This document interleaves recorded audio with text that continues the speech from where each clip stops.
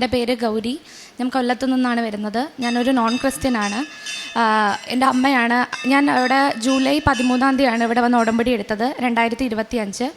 ആദ്യമായിട്ട് എൻ്റെ അമ്മയാണ് ഇവിടെ വന്ന് ഉടമ്പടി എടുത്തത്. അമ്മ 6 നിയോഗം എഴുതിയതിൽ അവസാനത്തെ നിയോഗമായിട്ട് എനിക്ക് വിദേശത്തൊരു ജോലിയാണ് അമ്മ നിയോഗമായിട്ട് എഴുതിയിരുന്നത്.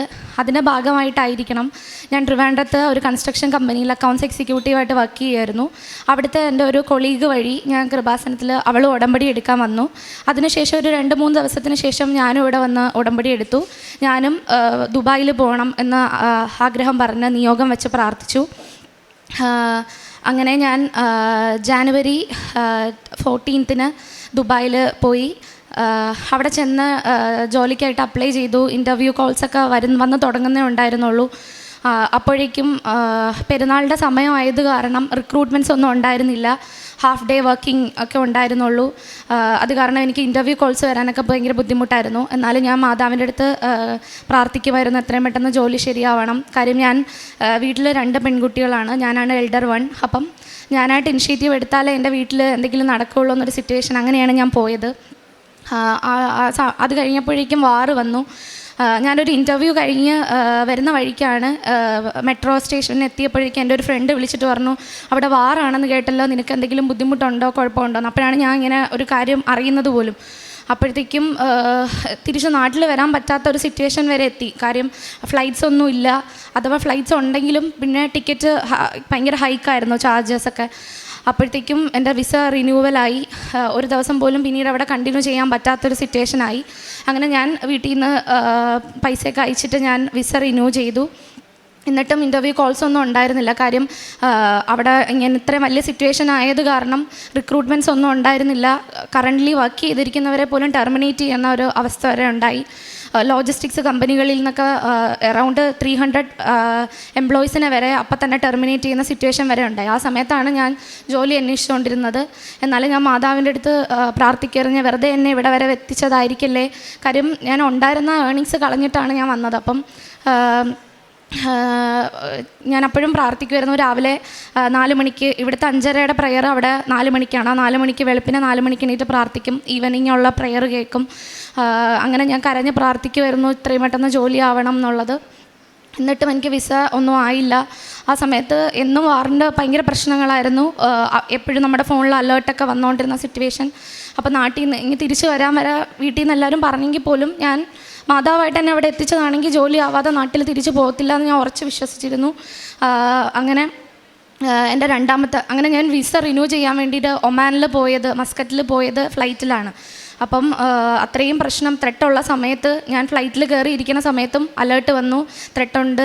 അത് കാരണം നമുക്ക് അപ്പം ഫ്ലൈറ്റ് എടുത്തില്ല. ഒരുപാട് ലേറ്റായിട്ടാണ് ഫ്ലൈറ്റ് ടേക്ക് ഓഫ് ചെയ്തത്. അവിടെ ചെന്നിട്ട് പോലും മസ്കറ്റിൽ നമുക്ക് എയർപോർട്ടിൽ പോലും നമ്മളെ ഇറക്കിയില്ല. ബോർഡിങ് എല്ലാം ഫ്ലൈറ്റിനുള്ളിൽ വെച്ചിട്ടായിരുന്നു. തിരിച്ച് വന്നിട്ടും എൻ്റെ വിസ വരാൻ വേണ്ടി വെയിറ്റ് ചെയ്തു. പുറത്ത് ഇറക്കി വിടണ പോലും ഇല്ല. കാര്യം കഴിഞ്ഞ ദിവസം ഞാൻ എയർപോർട്ടിൻ്റെ അടുത്തായതുകൊണ്ട് അവിടെ കഴിഞ്ഞ ദിവസം കൂടിയാണ് ഡ്രോൺ ഇതുണ്ടായിരുന്നത്. അങ്ങനെ ഒരുപാട് ബുദ്ധിമുട്ടിയാണ് അവിടെ നിന്നത്. ആ സമയത്ത് എനിക്ക് വേറെയും ഒരുപാട് സ്ട്രഗിൾസ് ഞാൻ ഫേസ് ചെയ്തിരുന്നു. ഫിനാൻഷ്യലി ആവട്ടെ, ഫിസിക്കലിയും എനിക്ക് പനി കൂടിയിട്ട് അക്യൂട്ട് സൈനസൈറ്റിസ് ആയി, ഇയറിൽ ഇൻഫെക്ഷനായി, പസ് വരെ വരണ സിറ്റുവേഷനായി. ഒരുപാട് ഹോസ്പിറ്റലുകൾ മാറി മാറി കാണിച്ച് അറൗണ്ട് 6000 നാട്ടിലത്തെ INR വേണം ഒരു പ്രാവശ്യം ഡോക്ടറെ കാണിക്കാൻ വേണ്ടിയിട്ട്. അങ്ങനെ ഒരുപാട് സ്ട്രഗിൾ ചെയ്ത് ആ സമയത്ത് ഞാൻ തൈലം പുരട്ട് പ്രാർത്ഥിക്കുകയോ ഉപ്പ് കൺസ്യൂം ചെയ്യുകയൊക്കെ ചെയ്യുന്നുണ്ടായിരുന്നു. അങ്ങനെ എൻ്റെ 2ാമത്തെ റിന്യൂവലായി. ആ സമയത്തും ജോലിയൊന്നും ആയില്ല.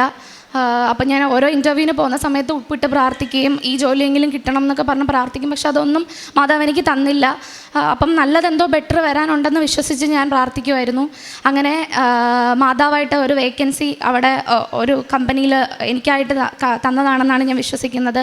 എൻ്റെ റൂംമേറ്റ് മാരേജായിട്ട് പോയി ഖത്തറിൽ പോവുകയാണ്. അപ്പോൾ പുള്ളിക്കാരുടെ വേക്കൻസിയിൽ എനിക്കവിടെ ജോബ് ശരിയായി. എന്നെ ഇൻ്റർവ്യൂവിന് വിളിച്ചു. ജോബ് കൺഫേമായി. 2 ഡേയ്സിനുള്ളിൽ ഇൻ്റർവ്യൂവിന് പോയി. 2 ദിവസത്തിനുള്ളിൽ കൺഫർമേഷൻ പറയാമെന്ന് പറഞ്ഞു. അപ്പോഴും എനിക്ക് വലിയ വിശ്വാസം ഉണ്ടായിരുന്നില്ല ആ ജോലി കിട്ടുമെന്ന്. കാര്യം ഇപ്പോഴത്തെ ഒരു സിറ്റുവേഷനിൽ വിസ ഒരു കമ്പനീസും പ്രൊവൈഡ് ചെയ്യത്തില്ല. അവർക്ക് ഓൺ വിസ ഉള്ള ഒരു ലേഡീനെ കിട്ടുകയും ചെയ്യുമെന്ന് പറഞ്ഞു. അപ്പോൾ ഞാൻ അതും ഹോപ്പില്ലെന്ന് പറഞ്ഞ്, എന്നാലും ഞാൻ ഉറച്ചു വിശ്വസിച്ചിരുന്നു. കൃപാസനത്തിൽ വന്ന് ഞാൻ സാക്ഷ്യം പറയും, ജൂൺ 19-ാം തീയതി എനിക്ക് ജോലി കിട്ടി എന്ന് സാക്ഷ്യം പറയാൻ പറ്റണമെന്ന് ഞാൻ പ്രാർത്ഥിച്ചിരുന്നു. അങ്ങനെ ജൂൺ 19-ന് തന്നെ എനിക്ക് ജോബ് കൺഫേമായി. അത് കഴിഞ്ഞിട്ട് അപ്പോഴും ഞാൻ വിശ്വസിച്ചില്ല എനിക്കിങ്ങനെ നാട്ടിലിങ്ങനെ വരാൻ പറ്റുമെന്നോ ഒന്നും വിശ്വസിച്ചിരുന്ന അല്ല. അങ്ങനെ 2 ദിവസം കഴിഞ്ഞപ്പോൾ ഓണർ എന്നെ വിളിച്ചിട്ട് പറഞ്ഞു, ഗൗരിക്ക് വേണമെങ്കിൽ ഒന്ന് നാട്ടിൽ പോകാം, നാട്ടിൽ പോയിട്ട് വന്നോളൂ, അല്ലെങ്കിൽ കമ്പനിക്ക് എക്സ്ട്രാ 1300 ദറംസും കൂടി ആവണമുണ്ട്.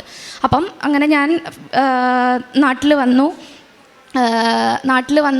വരണതിന് ഡേറ്റ് ടിക്കറ്റ് എടുത്തപ്പോഴേക്കും അവിടെ ഉള്ളവരൊക്കെ പറഞ്ഞു, എന്ത് വിശ്വാസത്തിൻ്റെ പുറത്താണ് പോണത്, കാര്യം ഒരു ഓഫർ ലെറ്ററോ ഒന്നും കിട്ടിയില്ലല്ലോ എന്ന്. അങ്ങനെ ഞാൻ വരുന്നതിൻ്റെ 2 ദിവസം മുന്നേ എനിക്ക് ഓഫർ ലെറ്ററും വർക്ക് കോൺട്രാക്റ്റും കിട്ടി. ഞാൻ അത് സൈൻ ചെയ്തിട്ടാണ് നാട്ടിൽ വന്നത്. എനിക്ക് ഒട്ടും വിശ്വസിക്കാൻ പോലും പറ്റാത്തൊരു ഇതാണ്. കാര്യം ഇപ്പോഴത്തെ ഇങ്ങനൊരു സിറ്റുവേഷനിൽ വിസ തരുമെന്നോ അല്ലെങ്കിൽ എനിക്ക് ഇങ്ങനൊരു ജോലി കിട്ടുമെന്നോ ഞാൻ വിശ്വസിച്ചില്ല. എൻ്റെ മെറിറ്റ് കൊണ്ട് കിട്ടിയതാണെന്ന് ഞാൻ വിശ്വസിക്കുന്നില്ല. മാതാവായിട്ട് അവിടെ ഒരു വേക്കൻസി ഉണ്ടാക്കി തന്നതാണ് എനിക്ക്. എൻ്റെ ഒരു മെറിറ്റ് കൊണ്ടും അല്ല എനിക്ക് ആ ജോലി കിട്ടിയെന്ന് ഞാൻ ഇന്നും വിശ്വസിക്കുന്നു. അങ്ങനെ ഞാൻ 23-ന് നാട്ടിൽ വന്നു.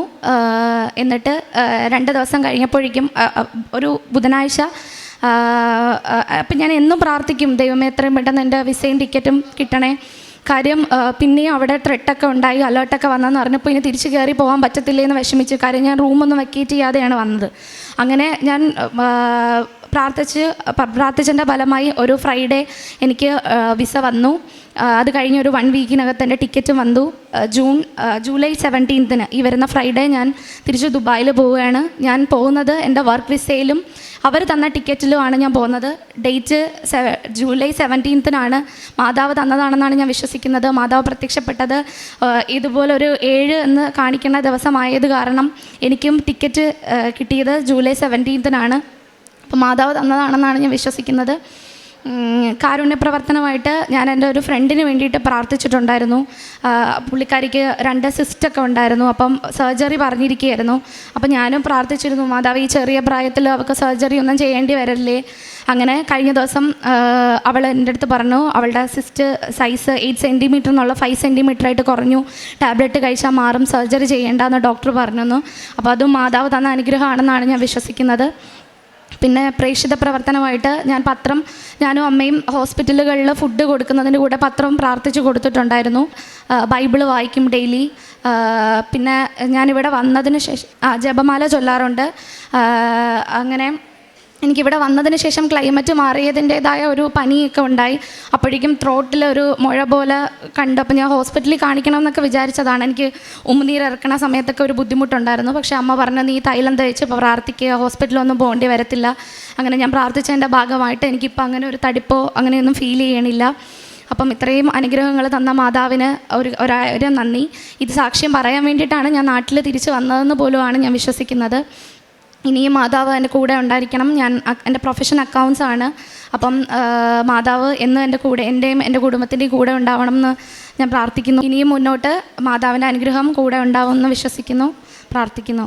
സമുദ്രത്തിലൂടെ കടന്നു പോകുമ്പോൾ ഞാൻ നിന്നോട് കൂടി ഉണ്ടായിരിക്കും. നദികൾ കടക്കുമ്പോൾ അത് നിന്നെ മുക്കിക്കളയുകയില്ല. അഗ്നിയിലൂടെ നടന്നാലും നിനക്ക് പൊള്ളലേൽക്കുകയില്ല. ജ്വാല നിന്നെ ദഹിപ്പിക്കുകയുമില്ല. യെശയ്യാ പ്രവാചകൻ്റെ പുസ്തകം 43-ാം അധ്യായം 2-ാം വചനമാണ്. ജീവിതത്തിലെ ഏത് കഷ്ടതയിൽ കൂടെ കടന്നു പോകുമ്പോഴും ഉടമ്പടി മക്കളുടെ ജീവിതത്തിൽ ദൈവം കൂടെയുണ്ട്. സമുദ്രത്തിലൂടെ കടന്നു പോകുമ്പോൾ, കണ്ണീരിൻ്റെയും ദുഃഖത്തിൻ്റെയും നാളുകളിലൂടെ നടന്നു നീങ്ങുമ്പോൾ, നദികൾ കടക്കുമ്പോൾ, നിയന്ത്രിക്കാനാവാത്ത വലിയ പ്രതിസന്ധികളിൽ പെട്ടു പോകുമ്പോൾ, അഗ്നിയിലൂടെ നടക്കുമ്പോൾ, പരീക്ഷണങ്ങളുടെ സമയങ്ങളിൽ, രോഗങ്ങളിലൂടെ, ദുഃഖങ്ങളിലൂടെ, സാമ്പത്തിക ബുദ്ധിമുട്ടുകളിലൂടെ, അപമാനത്തിലൂടെ നടക്കുമ്പോൾ ഇവയെ ഒന്നും തകർക്കാൻ അനുവദിക്കാതെ ദൈവം തൻ്റെ കൃപയാൽ ഉടമ്പടി മക്കളെ കാത്ത് സംരക്ഷിക്കുകയാണ്. അതാണ് നാം ഓരോ സാക്ഷ്യത്തിലും നമുക്ക് കാണുവാൻ സാധിക്കുന്നത്. കഷ്ടതകൾ അവസാനിക്കാതിരുന്നാലും ദൈവ സാന്നിധ്യം നമ്മെ അതിലൂടെ സുരക്ഷിതമായി നടത്തുമെന്നുള്ളതാണ് അശ്വതി ഗൗരി ശ്യാം എന്ന മകളുടെ സാക്ഷ്യത്തിലും സമുദ്രത്തിലൂടെ കടന്നു പോകുന്ന ദിവസങ്ങളിലൂടെ നാളുകളുമൊക്കെ അശ്വതിയുടെ ജീവിതത്തിലും ഉണ്ടായിരുന്നു. പക്ഷെ അവിടെയെല്ലാം ഈശോയുടെ മമ്മയുടെ ഒരു വലിയ സാന്നിധ്യമാണ് ഈ മകൾ അനുഭവിച്ചറിഞ്ഞത്. ആദ്യമായി കൃപാസനം പരിശുദ്ധമായി ജീവനോടെ പ്രത്യക്ഷപ്പെട്ട ഈ ആലയത്തിൽ വന്ന് ഉടമ്പടി എടുക്കുകയും ദുബായിലേക്ക് പോകുവാനായിട്ടുള്ള ഒരാഗ്രഹത്തോടു കൂടിയാണ് നിയോഗം സമർപ്പിച്ച് പ്രാർത്ഥിച്ചത്. അതിൻ്റെ ഫലമായിട്ട് തന്നെ ദുബായിലേക്ക് പോകാൻ സാധിച്ചു. പക്ഷെങ്കിൽ അവിടെ ചെന്നപ്പോൾ സമുദ്രത്തിലൂടെ കടന്നു പോകുന്ന നാളുകളായിരുന്നു. ജോലി കൃത്യമായിട്ട് കിട്ടിയില്ല, യുദ്ധമായി, വിസ റിന്യൂവലിൻ്റെ സമയമായി, എല്ലാവരും ടെർമിനേറ്റ് ചെയ്യപ്പെടുന്ന ഒത്തിരി മക്കളെ ടെർമിനേറ്റ് ചെയ്യുന്ന സമയമായിരുന്നു. പിന്നീട് സ്വന്തം അക്കൗണ്ട് ക്യാഷിൽ തന്നെ വിസ റിന്യൂ ചെയ്തു അവിടെ കണ്ടിന്യൂ ചെയ്യുകയാണ്. പക്ഷേങ്കിൽ ഈ മകൾ പറയുന്നത്, ഞാൻ ഉറച്ചു വിശ്വസിക്കുന്നു അമ്മയാണ് എന്നെ കൊണ്ടുവന്നത്, അമ്മയെ എനിക്കൊരു വഴി കാണിച്ചു തരുമെന്നാണ്. ഇതാണ് നമ്മുടെ യെശയ്യാ പ്രവാചകൻ്റെ പുസ്തകത്തിൽ കിട്ട വചനം. സമുദ്രത്തിലൂടെ കടന്നു പോകുമ്പോഴും നദിയെ കടക്കുമ്പോഴും അഗ്നിയിലൂടെ നടന്നാലും നമ്മെ കൈപിടിച്ച് നടക്കുന്ന ഒരു ദൈവത്തിൻ്റെ സാന്നിധ്യമാണ് ഉടമ്പടി മക്കളുടെ ജീവിതത്തിൽ നമുക്ക് കാണുക. ഈ മകളുടെ ജീവിതത്തിലും ഈ ബുദ്ധിമുട്ടുകളിലും വിഷമങ്ങളുടെ ഇടയിലൊക്കെ ഈ മകൾ ദുബായിൽ, ഇവിടുത്തെ 5:30 സമയം, ദുബായിൽ 4 മണിയാണ്. 4 മണിക്ക് എഴുന്നേറ്റ് ഡെയിലി ബ്രെഡ് കൂടി ഈശോയുടെ മമ്മയോടും ചേർന്ന് നിന്ന് പ്രാർത്ഥിക്കുകയാണ് ഈ അക്രൈസ്തവയായ മകൾ ഗൗരി ശ്യാം. ആ പ്രാർത്ഥിച്ചതിൻ്റെ ഫലം തന്നെയാണ് ഒരിക്കലും പ്രതീക്ഷിക്കാത്ത രീതിയിൽ പെട്ടെന്ന് ഒരു മകൾക്ക് കല്യാണമാവുകയും ആ ഹോസ്പിറ്റലിൽ ഈ മകൾക്ക് ഹസ്ബൻഡ് കൂടെ ഖത്തറിലേക്ക് മാറേണ്ടി വന്നത്. അങ്ങനെ ആ വേക്കൻസിയിൽ ഈ മകൾക്ക് ഒരു ജോലി ലഭിക്കുകയാണ്. അത് ഈശോയും അമ്മയും ഒരുക്കി വെച്ച ഒരു ജോലിയായിരുന്നു.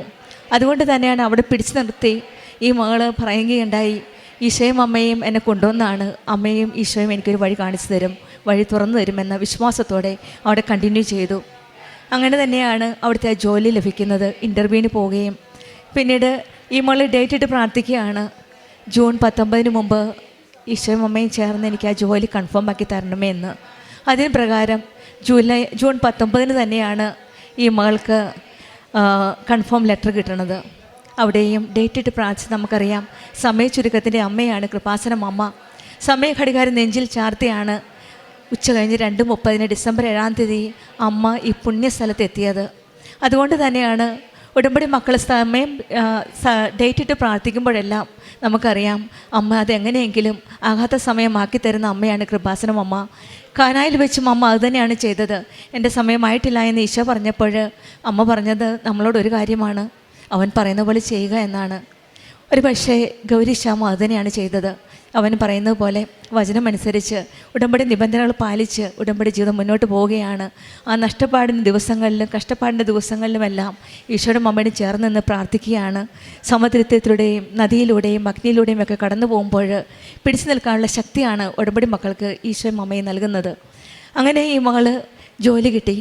പിന്നീട് ആ ജോലി കിട്ടുന്നതിന് ഒരു വേക്കൻസി തുറന്നു കൊടുക്കുകയാണ്. ഒരു പുതിയ വേക്കൻസി തന്നെയാണ്. അവിടെ ഒരു മകൾക്ക് കല്യാണമാകുകയും ഖത്തറിലേക്ക് പോവുകയും ഷിഫ്റ്റ് ചെയ്യുകയും അവിടെ ഈ മകൾ CV കൊടുക്കുകയും ആ ഓണർ അക്സെപ്റ്റ് ചെയ്യുകയുമാണ്. പിന്നീട് ഇപ്പോഴും വന്നിരിക്കുന്നത് തന്നെ 23-ാം തീയതി ഈ മകൾ ടിക്കറ്റ് എടുത്ത് തിരിച്ചു കിട്ടി. അതും ആ ഹോസ്പിറ്റലിലെ ഓണർ തന്നെയാണ് മകളോട് പറഞ്ഞത്, മോളെ നീ വീട്ടിൽ പോയി അവധി എടുത്തിട്ട് തിരിച്ചു വരികയെന്ന്. അത് തന്നെയാണ് ഈ മകളിപ്പോൾ പരിശുദ്ധ അമ്മയുടെ പ്രത്യക്ഷീകരണത്തിന് സാക്ഷിയായിട്ട് അമ്മയ്ക്ക് ആ കുറച്ച് സമയം കിട്ടിയ ആ സമയത്തിനുള്ളിൽ അമ്മയുടെ പ്രത്യക്ഷീകരണത്തിന് സാക്ഷിയായിട്ട് അമ്മയുടെ സന്നിധിയിൽ വന്നിരിക്കുന്നത്. ആ ടിക്കറ്റ് കിട്ടുന്നതും ഇപ്പോൾ തിരിച്ചു കിട്ടാനുള്ള ടിക്കറ്റും അതും ആ ഓണർ തന്നെയാണ്, ആ ഹോസ്പിറ്റലിൽ തന്നെയാണ് കൊടുത്ത ടിക്കറ്റ്. അത് 17 ജൂലൈ ആണ്. അത് ഈ മകൾ സാക്ഷ്യപ്പെടുത്തുന്നത് നമുക്കെല്ലാവർക്കും അറിയാം. ഉടമ്പടി മക്കളുടെ ജീവിതത്തിൽ 7 എന്ന നമ്പർ വളരെ ഒരു പ്രാധാന്യമുണ്ട്. അതായത് നമുക്ക് ഉടമ്പടി മക്കളുടെ ജീവിതത്തിൽ മക്കൾ പ്രാർത്ഥിക്കുമ്പോഴെല്ലാം 7-ന് പ്രത്യേകിച്ചും 7, 17, 27 ഡേറ്റൊക്കെ നമുക്ക് കേൾക്കാൻ സാധിക്കും.